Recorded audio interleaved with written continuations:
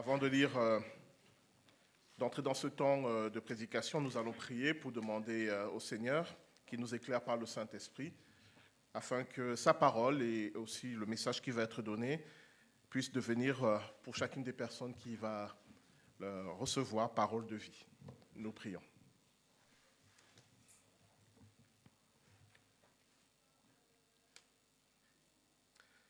Seigneur notre Dieu et notre Père, nous nous mettons à ton écoute et sous l'autorité du Saint-Esprit, afin qu'il vienne nous éclairer, nous conduire, nous guider.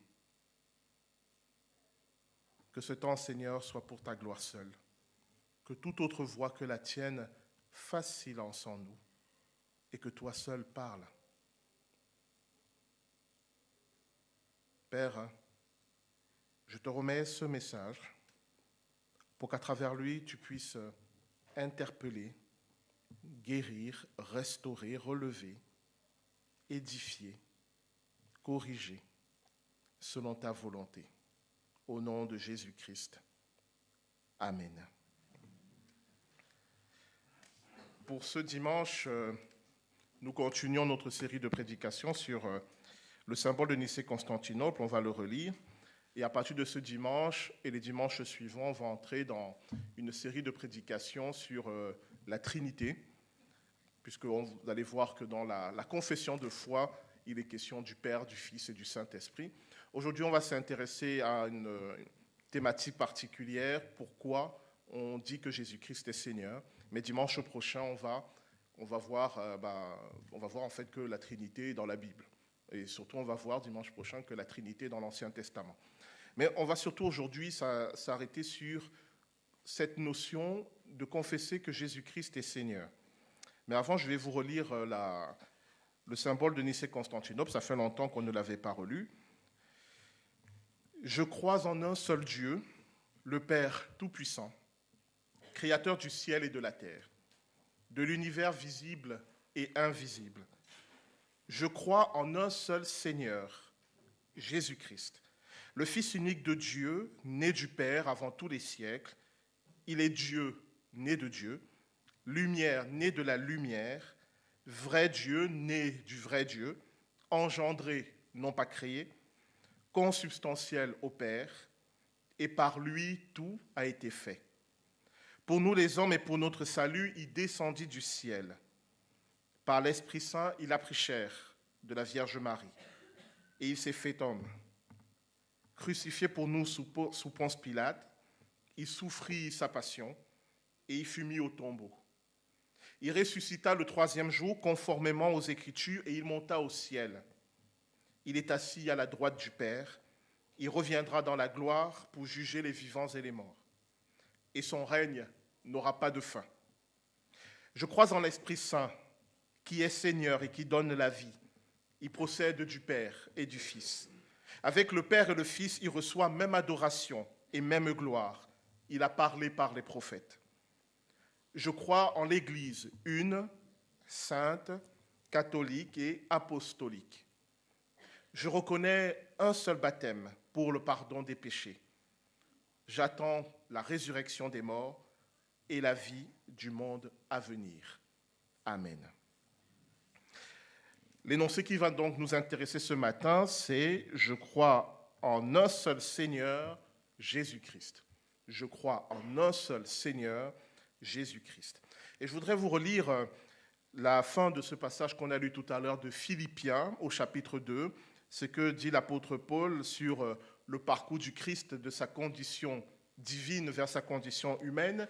Et il termine en disant « Afin qu'au nom de Jésus-Christ, tout genou plie dans le ciel, sur la terre et sous la terre, et que toute langue reconnaisse que Jésus-Christ est le Seigneur à la gloire de Dieu le Père. » L'apôtre Paul dit que le but de l'incarnation, c'est que toute langue reconnaisse que Jésus-Christ est le Seigneur. Et l'apôtre Jean ira même plus loin. Celui qui dit Jésus-Christ est le Seigneur, eh bien, il a parlé par le Saint-Esprit. Ce qui veut dire que reconnaître Jésus-Christ comme Seigneur, c'est fondamental et important dans la foi chrétienne. Le problème, c'est que ce titre de Seigneur, aujourd'hui, il ne dit plus rien à personne. dire Jésus-Christ est le Seigneur, qu'est-ce que ça implique? Qu'est-ce que ça sous-entend? Et on va essayer de voir ça aujourd'hui. Ce titre Seigneur, on le retrouve dans l'Ancien Testament en hébreu, c'est Adonai. Adonai, c'est un mot pluriel.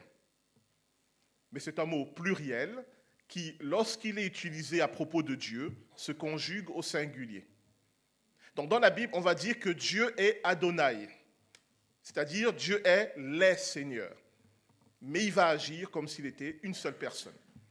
Ça rappelle le titre aussi Elohim qui est donné à propos de Dieu, qui est aussi un mot au pluriel, mais qui est toujours conjugué au singulier.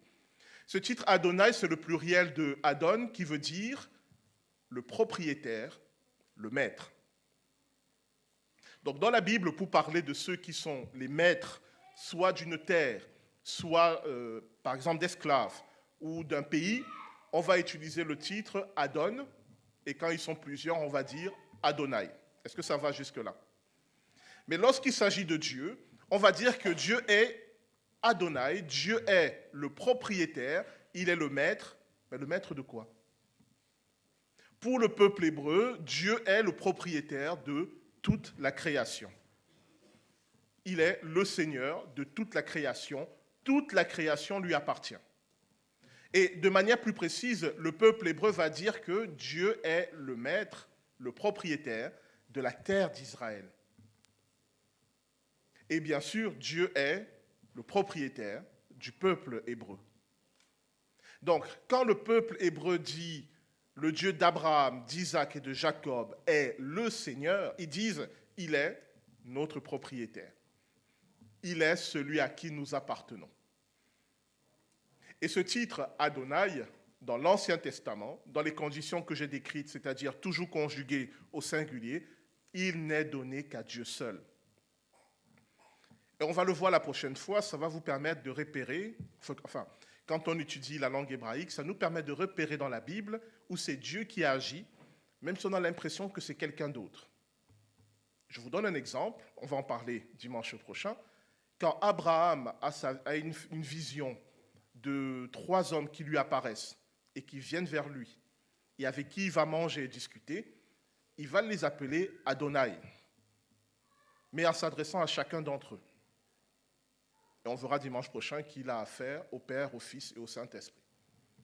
Donc, ce titre Adonai, qui en grec a donné Kyrie, et en français Seigneur, il signifie le propriétaire, le maître.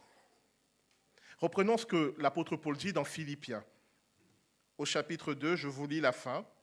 « Et que toute langue reconnaisse que Jésus-Christ est le propriétaire à la gloire de Dieu le Père. » Dans votre esprit, remplacez Seigneur par propriétaire, c'est beaucoup plus facile. Et donc, posez-vous la question, de quoi Jésus-Christ est-il le propriétaire? Posez-vous la question, pourquoi on nous dit de confesser Jésus comme étant le Seigneur? Confesser Jésus comme étant le proprio. Le propriétaire de quoi? Dans la Nouvelle Alliance, les chrétiens vont confesser que Dieu est le Seigneur de toute la création, comme le peuple hébreu, bien sûr. Mais on va aller dans quelque chose de beaucoup plus intime. Dieu est le propriétaire de ma vie. Dieu est le Seigneur de ma vie. Confesser, reconnaître Jésus-Christ comme étant Seigneur, cela veut dire que je reconnais que je lui appartiens.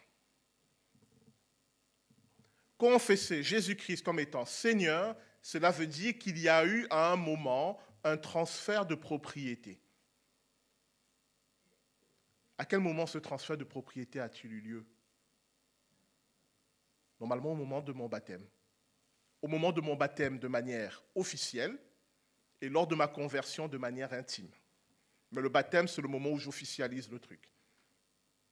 Lors de mon baptême, je dis à Dieu, cette vie que tu m'as donnée, je te la confie. Et donc, c'est maintenant toi le Seigneur. Et donc, je renonce à être le Seigneur de ma vie. Si je confesse Jésus-Christ comme Seigneur, ça veut dire que moi, je ne suis pas le Seigneur. Si je dis Jésus-Christ est le Seigneur de ma vie, ça veut dire que moi, je ne suis pas le Seigneur de ma vie. Je le répète parce que c'est important, parce que pour beaucoup de chrétiens, ce ne sont que des mots. On le chante, on le prie, on le dit, on lève les mains au ciel. Ah, Jésus-Christ, tu es le Seigneur. Mais nous ne nous rendons pas compte des implications de ce que nous disons. Vous avez renoncé normalement à la seigneurie sur votre vie. Et j'ai envie de vous dire, mais pourquoi vous l'avez fait? Qu'est-ce qui vous a poussé à le faire? Déjà, est-ce que vous avez conscience que vous l'avez fait? Ou est-ce que vous l'avez fait parce qu'on vous a dit c'est ce qu'il fallait faire? Ou est-ce que vous l'avez fait parce que vous vous ennuyez, vous ne saviez pas comment passer votre après-midi? Vous avez dit, tiens, je lui confie ma vie. Jésus-Christ est mort sur la croix pour que nous reprenions possession de notre vie. Jésus-Christ a donné sa vie sur la croix pour que nous redevenions les seigneurs de notre vie. C'est ça, reconnaître Jésus-Christ comme sauveur. Il me redonne autorité sur ma vie. Mais ça ne s'arrête pas là. La question qui se pose, c'est maintenant, est-ce que tu le reconnais comme Seigneur? Et est-ce que cette vie pour laquelle il est mort et qu'il t'a confiée, est-ce que tu la lui redonnes? Mais pourquoi tu ferais ça? Pourquoi? La seule raison pour le faire, c'est que tu estimes que ta vie entre ses mains va être meilleure qu'entre tes propres mains. Reconnaître Jésus-Christ comme Seigneur, c'est à un moment de sa vie se dire, en la lui confiant, ma vie va s'améliorer. En lui redonnant l'autorité, la possession sur ma vie va devenir meilleure. Est-ce que tu l'as fait? Sincèrement, sans temps. Qui l'a fait?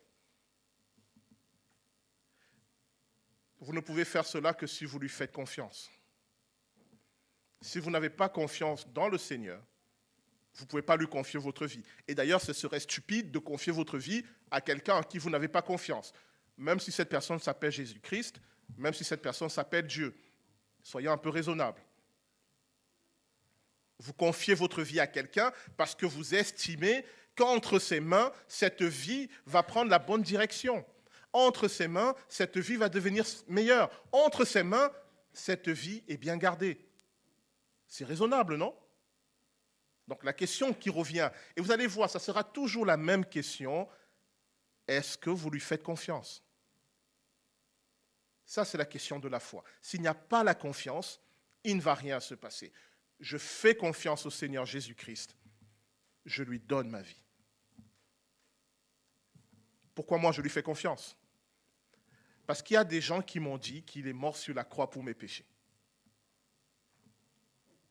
Ça, c'est une information que j'ai reçue de la part de mes parents, des moniteurs, des pasteurs, de plein de gens. Ils m'ont dit, Jésus-Christ est mort sur la croix pour tes péchés. Ce qui est intéressant, c'est que j'ai trouvé ces gens suffisamment crédibles pour croire ce qu'ils m'ont dit. Mais si ces gens n'avaient pas été crédibles, je n'aurais jamais cru cette information. Les gens qui m'ont donné l'information selon laquelle Jésus-Christ est mort sur la croix pour mes péchés, quand je les ai regardés vivre, je les ai trouvés crédibles. Et donc, j'ai cru à cette information. On en avait déjà parlé. Notre crédibilité, notre témoignage est fondamental. Vous pouvez raconter tout ce que vous voulez. Si vous n'êtes pas crédible, ça ne sert à rien. Vous pouvez parler de Dieu du matin au soir. Si vous n'êtes pas crédible, ça ne sert à rien. Donc, ayant reçu cette information, Jésus-Christ est mort pour tes péchés. Les personnes qui me l'ont donné étant crédibles, j'ai cru à cette information. Mais ce n'est pas encore la foi. Parce que Satan aussi sait que Jésus-Christ est mort pour nos péchés. Satan a la même information que moi. Il n'en tire pas les mêmes conséquences.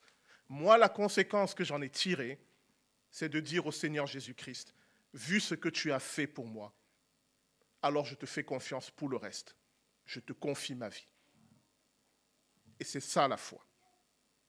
Et c'est ça, reconnaître Jésus-Christ comme Sauveur et Seigneur.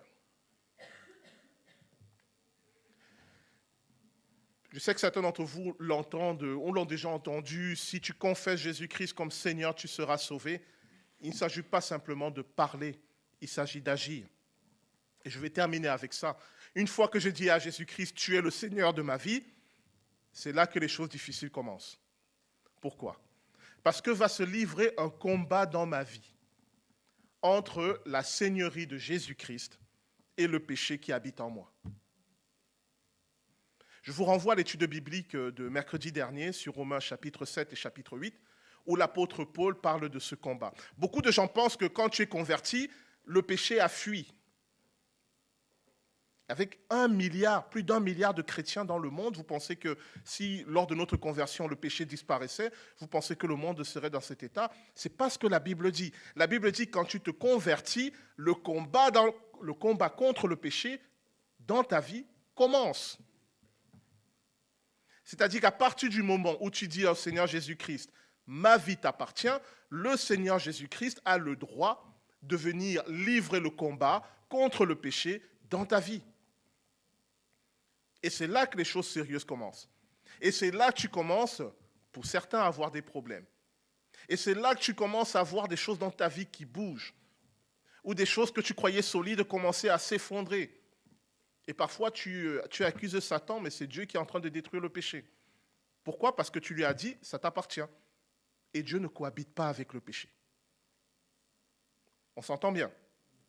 Quand il arrive, il fait dégager le péché. Alors, comme il tient à nous, comme il est subtil et précautionneux, il va le faire d'une manière qui est adaptée à chacun d'entre nous. Donc, parfois, ça peut prendre du temps, c'est vrai. Pour certains parmi nous, ça prend du temps d'être délivré de certains péchés. Mais ce n'est pas parce que ça prend du temps que ça veut dire que Dieu n'agit pas.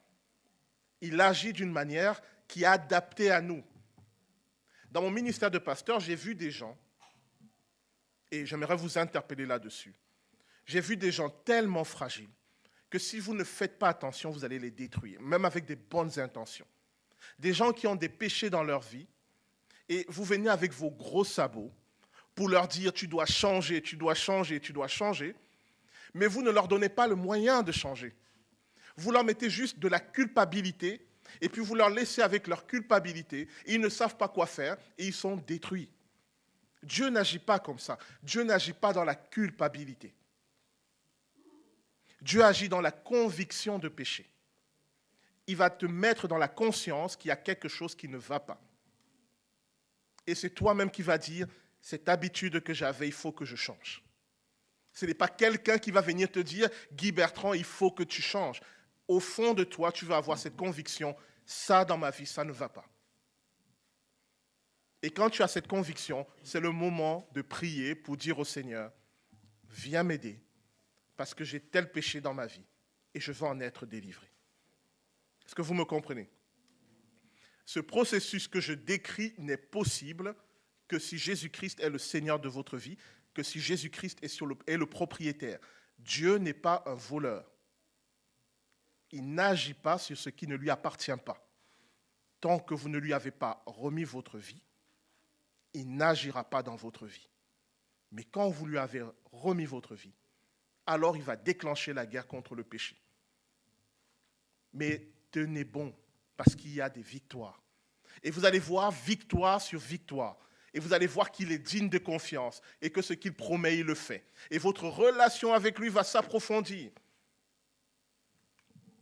C'est ça, la marche chrétienne. Ce que je vous raconte là, ce n'est pas de la théorie.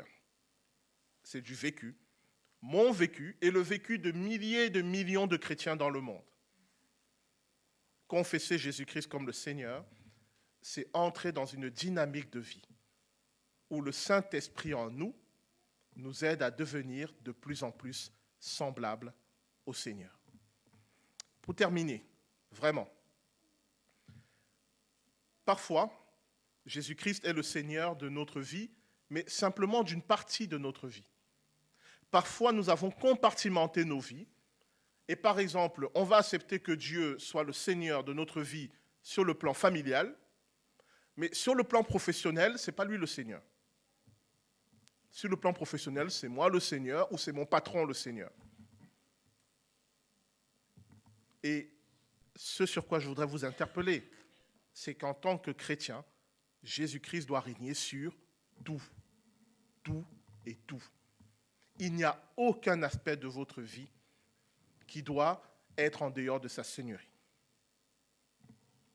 Tous les aspects de votre vie qui sont en dehors de la seigneurie de Jésus-Christ sont de facto sous la seigneurie de Satan.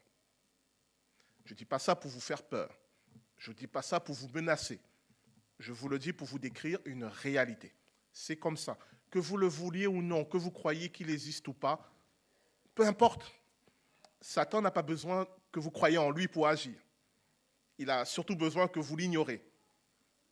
Mais je répète, tout ce qui n'est pas sous la seigneurie de Jésus-Christ est sous la seigneurie de Satan. C'est une réalité. Faites-en ce que vous voulez. Moi, j'ai fait ma part. Donc, ma proposition pour terminer, c'est de prier. C'est de prier et de donner la seigneurie de Jésus-Christ à tout. De lui donner la seigneurie sur tous les aspects de nos vies. Même les aspects les plus compliqués. Surtout les aspects les plus compliqués. Parce que s'il y a un compartiment de ma vie où il n'y a que des problèmes, où il n'y a que du péché, cela veut dire que j'ai besoin de l'aide de Jésus-Christ pour que revienne dans cet aspect de ma vie la paix de Dieu. Vous me suivez? Donc, on va prier pour ça. Et ensuite, on va demander à Dieu de nous aider à ne pas reprendre la seigneurie. Parce que ça, c'est très dur. Une fois que j'ai dit à Jésus-Christ, tu es le propriétaire, eh bien, je viens de temps en temps squatter et dire, non, là, j'aimerais reprendre la direction. Alors, on va demander son aide pour que ce soit vraiment lui qui nous dirige. Donc, je vous propose de prier selon ces deux modalités que je vous ai indiquées. Nous prions.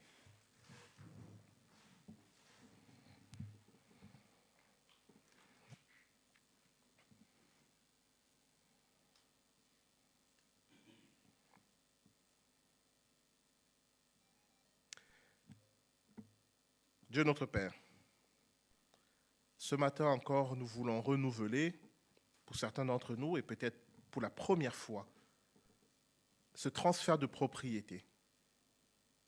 La propriété de notre vie, dans tous ses aspects, dans tous ses recoins, même les plus sombres, même les plus inavouables, même les plus honteux, peu importe. Nous voulons ce matin transférer la propriété de notre vie au Seigneur Jésus-Christ. Nous le faisons librement, sans contrainte, dans la joie, parce que nous lui faisons confiance. Nous savons qu'entre ses mains, notre vie va dans la bonne direction. Et que même si nous passons par la sombre vallée de la mort, c'est pour aller vers les verts pâturages. Et même si nous passons par des combats contre le péché, c'est pour aller vers la victoire. Oui, Père, ce matin encore, nous reconnaissons que Jésus-Christ est le Seigneur de notre vie.